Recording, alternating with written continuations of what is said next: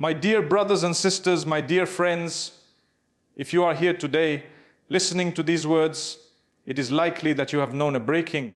You have felt the shattering of a dream, the collapse of a plan, the fracture of your heart, or the weight of a burden you never asked for.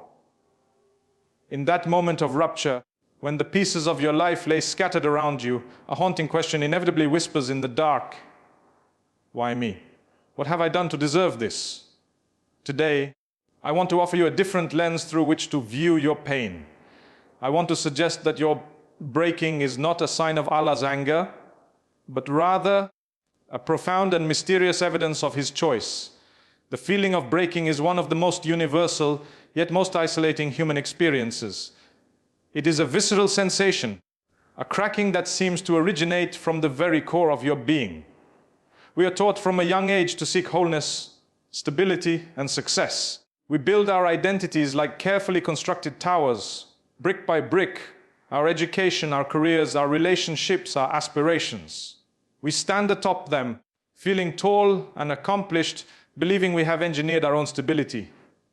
And then sometimes without warning, the ground shifts. A storm we never forecasted arrives, or a foundational brick we never knew was cracked gives way. The tower trembles, and then it falls. The sound of the collapse is deafening, and in the ensuing silence, all we are left with is the dust and the debris of what we thought was our life. In that moment, the primary, overwhelming interpretation is one of catastrophic failure. We have failed, or perhaps even more painfully, God has failed us. The question, why me, is not just a query, it is a cry of betrayal from a wounded soul. This is the crossroads of interpretation where faith is truly born, or where it tragically stumbles. The natural human instinct is to see this destruction as a sign of divine displeasure, a punishment for some unknown transgression, or simply as proof of a cold, indifferent universe. We look at the rubble and see only ruin. But what if we have been reading the map incorrectly? What if this breaking is not a demolition, but a divine evacuation? The paradigm shift, the very essence of this concept, lies in daring to reframe the collapse not as an act of anger, but as a profound and mysterious evidence of being chosen. Consider the metaphor of the seed, for it is a perfect divine blueprint. A seed in its entirety is a marvel of potential. It contains within its shell the entire genetic code for a mighty oak, a towering redwood, or a field of golden wheat. It is whole, complete, and self-contained. But if it remains in that state, comfortable and intact in the granary, it will never become what it was designed to be. Its wholeness is its prison. It is only when it is thrust into the dark, cold, and confining embrace of the soil that its true transformation begins. The soil is not its enemy, it is its crucible. In that darkness, the shell, the very thing that defined its identity and protected it, must be broken. It must be compromised, cracked open, and deconstructed. This is not a punishment for the seed. It is the necessary, albeit violent, beginning of its ascent toward the sun. The breaking of the shell is the only way for the life inside to reach for the soil, to draw nutrients, and to ultimately burst forth into a form infinitely greater than its original design. Our lives are precisely this. The identities we build, the towers of ego and self-sufficiency, are like that shell. They are comfortable and familiar, but they are also limiting. They are built on the fragile architecture of our own understanding, our own limited vision for our lives. We pray for things, certainly, but often our prayers are for the fulfillment of our own blueprints. We ask for a specific job, a particular partner, a defined path to success. Our vision is confined to the tiny screen of our own desires and the short timeline of our own lifespans. Allah's vision, however, is cosmic. He sees the interconnected tapestry of all of creation across time and space. He knows the role you are destined to play in a story much larger than your own. Therefore, when He chooses you for a purpose that your current, intact self could never even conceive of, let alone fulfill, He must first deconstruct you. He must break the shell of your ego that whispers, I built this, I am in control. He must shatter the plans that are too small, the dreams that are too self-centered. The loss of that job you thought defined you, the collapse of that relationship, you thought was your foundation, the health crisis that shatters your illusion of invincibility. These are not random acts of cruelty. They are the deliberate, precise, and loving actions of a master architect who is clearing a cluttered, unstable site to lay a new, deeper, and unshakable foundation. He is not tearing down your house because he despises you. He is tearing it down because he has a palace in mind for you, and the current structure is sitting on the wrong plot of land, built with inferior materials. This is the essence of reframing. It is the conscious, often daily, decision to look at the rubble and not see chaos, but a construction site. It is to trust that the architect who designed the mountains and then the galaxies has a blueprint for your life that is far superior to the sketch you were clinging to. The pain is real. The grief is real. The feeling of being lost in the debris is utterly real, and it would be a disservice to pretend otherwise. Faith does not anesthetize you to the pain of the breaking. It simply gives you a context for it that transcends despair. It transforms the narrative from God is against me to God is restructuring me. This reframing is the first and most critical step in the journey. It is the moment you stop fighting the breaking and start seeking the lesson within it. It is the moment you stop asking, "Why are you doing this to me?" and begin, with trembling voice and tear-filled eyes, to ask, "What are you trying to build in me? What version of me, now trapped and limited, are you trying to set free?" This is the sacred shift. This is the moment you move from being a victim of the storm to a student of the divine, and you begin to see your breaking not as an end, but as a difficult, painful, and holy beginning. The journey of faith is not a gentle ascent up a sun-drenched slope. It is a passage through fire. We enter this crucible whole, or so we believe, carrying with us the accumulated baggage of our lives, our pride, our attachments, our carefully constructed self-image, our illusion of control. We are like rough ore, seemingly solid and substantial, and yet filled with the impurities that weaken our core and cloud our true nature. Then comes the heat, the fire of loss, of disappointment, of failure, of heartbreak. Our initial reaction is to see this blaze as a destructive force, an agent of chaos sent to consume us.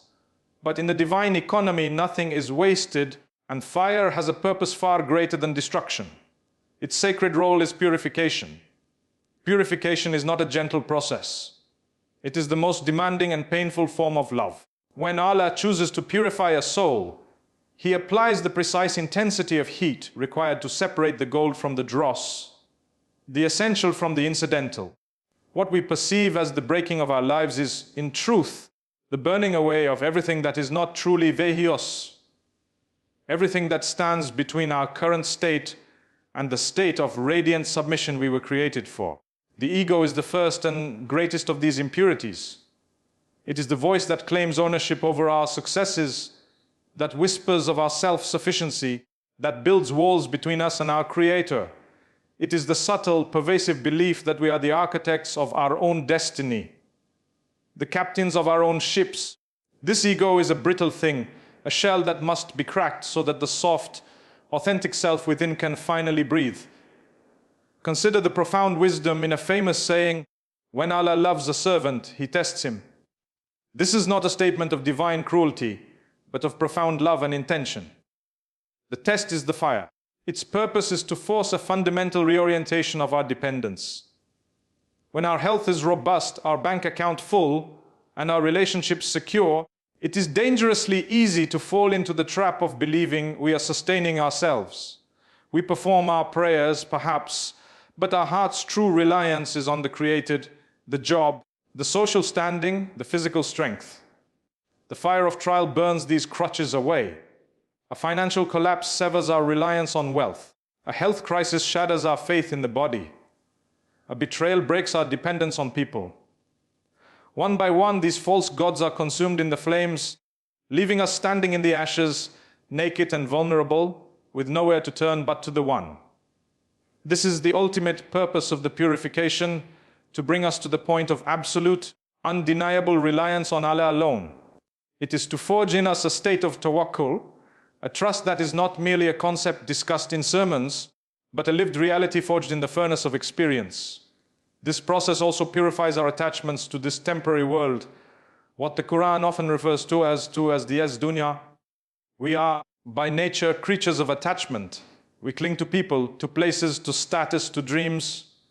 These attachments are not inherently evil, but they become problematic when they become the ultimate source of our comfort and identity, when they shift from being gifts from Allah to being substitutes for Him. The breaking is a divine intervention, a forceful loosening of our grip on what is fleeting.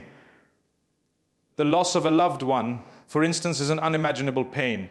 But within that searing grief lies a potent lesson in detachment. It teaches us, in the most visceral way possible, that every soul belongs ultimately to Allah and will return to Him. The dream that evaporates, the home we must leave, the status that fades, each loss sands away our compulsive clinging to the temporal world. It is a painful curriculum, but it graduates us into a state of greater freedom. We learn to hold the gifts of this world lightly, like a traveler holds a cup of water, grateful for its refreshment, but never mistaking it for the eternal spring. We begin to understand that this life is a bridge, not a home, and the breaking is what prevents us from building our mansion on that bridge. Furthermore, this purification burns away the impurities of our intentions. In times of ease, our worship can become muddied. We may pray for show, give charity for recognition, or fast to be seen by others. Our deeds, though outwardly correct, are alloyed with the desire for social validation. The crucible of suffering has a unique ability to refine our intentions until they are pure gold. When you are broken, lying on your prayer mat in the middle of the night, with tears streaming down your face, you are not praying to be seen by anyone. You are calling out to your Lord from a place of raw, undiluted need. Your supplications in that state are utterly sincere. Your pleas come from a heart that has been stripped of pretense. In that vulnerability, your faith is no longer a social identity or a cultural inheritance. It becomes a personal, intimate, and life-saving rope thrown to you from the divine. The trial forces your deeds to be for Allah and Allah alone, because He is the only one who can possibly answer your call. This is why the most righteous servants of Allah often face the most severe tests. It is not despite their righteousness, but because of it. A master goldsmith does not waste his time purifying common stones. He focuses his fire on the most precious metals. Knowing their inherent value justifies the intense process. The greater the potential of the soul, the more Allah will invest in its purification. The fire is not a sign of distance from Allah. It is the evidence of His intimate, transformative work upon a heart He loves. So, when you find yourself in the furnace, do not despair of the mercy of your Lord. Look at the impurities rising to the surface, the pride, the fear, the attachment, the insincerity, and understand that they are being burned away not to destroy you, but to reveal you. The you that is left after the fire has done its work will be lighter, stronger, and more radiant. It will be a self whose reflection is closer to the divine purpose, a soul that has been broken open, not broken down, and in that sacred cracking has finally been set free.